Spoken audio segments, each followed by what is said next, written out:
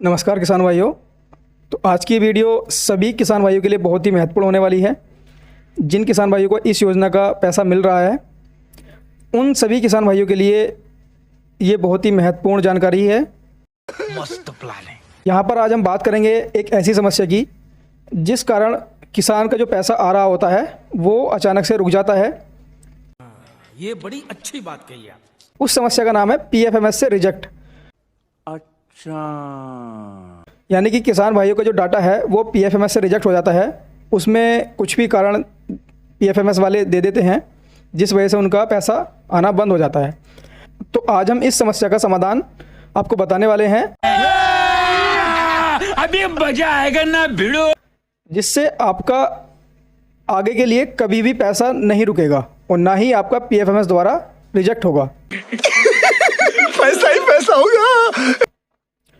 तो आज की वीडियो में आपको पूरी जानकारी देने वाले हैं, तो वीडियो को लास्ट तक जरूर देखें।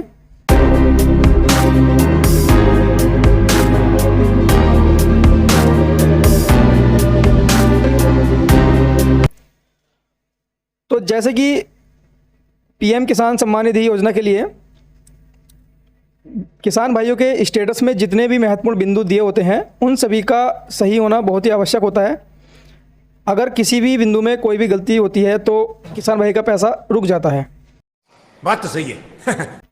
लेकिन सबसे ज़्यादा जो समस्या देखने को मिलती है वो पीएफएमएस में देखने के लिए मिलती है, जहाँ से किसान भाइयों का पैसा ट्रांसफ़र किया जाता है। वो पीएफएमएस के माध्यम से ही किसान भाइयों के खाते में पैसा ट्रांसफ़र किया जाता है। तो वहाँ से किसान भाइयों का डाटा जो है कई बार रिजेक्ट कर दिया जाता है और उसमें रिजेक्ट का जो कारण है वो लिख करके आपके स्टेटस में आ जाता है। तो पीएफएमएस से कभी भी आपका आगे के लिए रिजेक्ट ना हो, उसके लिए आज आपको ऐसा तरीका बताने वाले हैं कि आपका कभी भी पैसा नहीं रुकेगा और ना ही आपका पीएफएमएस से रिजेक्ट होगा। इतनी खुशी मुझे आज तक। तो आपका जो डाटा है पीएफएमएस से कभी रिजेक्ट ना हो, उसके लिए आपको दो काम करने अनिवार्य हैं जो कि आपके बैंक के माध्यम से होने हैं। अबे जल्दी बोल, कल सुबह पनवेल निकलना। उसके लिए आपको जो पहला काम है वो है आपका जो आधार है वो आपके खाते से लिंक होना बहुत ही आवश्यक है। आपका आधार आपके खाते से लिंक नहीं होगा तब भी आपका पीएफएमएस द्वारा रिजेक्ट कर दिया जाएगा। और दूसरा जो महत्वपूर्ण काम है वो है आपका आधार और खाता एनपीसीआई से लिंक होना।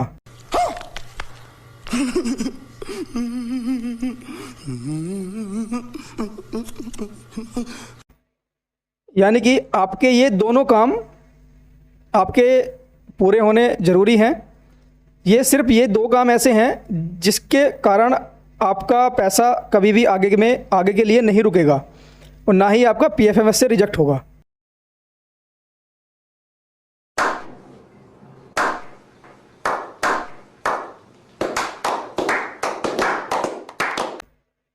दूसरा वाला जो एनपीसीआई वाला काम है ये सभी किसान भाइयों के लिए बहुत ही महत्वपूर्ण है।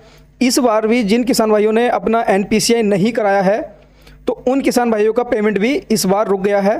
पिछली किस्त उनको मिली है, अक्टूबर में जो किस्त आई थी वो उनको मिली है, लेकिन इस बार उनका स्टेटस जब चेक किया गया तो उसमें पीएफएमएस से रिजेक्ट पाया गया। तो यहाँ पर आप देख सकते हैं, यहाँ पर इन किसान भाई का जितने भी बिंदु इनके स्टेटस में दिए हुए थे सब कुछ सही थे और यहाँ पर इनकी जो किस्त थी वो अक्टूबर के पिछली वाली जो किस्त थी अक्टूबर में जो डली थी वो भी आई हुई थी, लेकिन 13वीं किस्त नहीं आई क्योंकि यहाँ पर इनका आप देख सकते हैं पीएफएमएस और पब्लिक बैंक स्टेटस के द्वारा यहाँ पर आप देख सकते हैं यहाँ पर रिजेक्ट कर दिया गया है, जबकि इनका जो पूरा डाटा है वो बिल्कुल सही है और यहाँ पर इनकी जो पिछली किस्त है वो आई हुई है। तो यहाँ पर जिन किसान भाइयों के स्टेटस में 17 अक्टूबर को जो किस्त डली थी उसके बाद अगर 13वीं किस्त में कुछ भी नहीं दिखा रहा है और अपनी 13वीं किस्त का इंतज़ार कर रहे हैं तो वे किसान भाई तुरंत अपनी एनपीसीआई करा लें बैंक में जा करके, नहीं तो हो सकता है कि उनके स्टेटस में भी यहाँ पर पीएफएमएस द्वारा रिजेक्ट कर दिया जाए। यहाँ पर जैसे कि इन किसान भाई का रिजेक्ट किया है तो ये एनपीसीआई वाला काम सभी किसान भाइयों को कंप्लीट करा करके रखना है। शाबाश बेटा, बहुत बढ़िया। यहाँ पर जितने भी किसान भाइयों का बेनिफिशियरी स्टेटस ओपन होने लगा है उन सभी को ये काम करा करके रखने हैं, आधार खाते से लिंक और एनपीसीआई लिंक। जितने भी किसान भाइयों का बेनिफिशियरी स्टेटस ओपन हो चुका है उन सभी को खत्म, bye bye, tata, good bye, गया। तो एनपीसीआई का काम जिन किसान भाइयों ने अभी तक नहीं कराया है वो जल्द से जल्द अपने बैंक में जा कर के इस काम को कंप्लीट करा लें, ताकि उनका भविष्य में कभी पैसा ना रुके और ना ही पीएफएमएस द्वारा उनका डाटा कभी रिजेक्ट हो।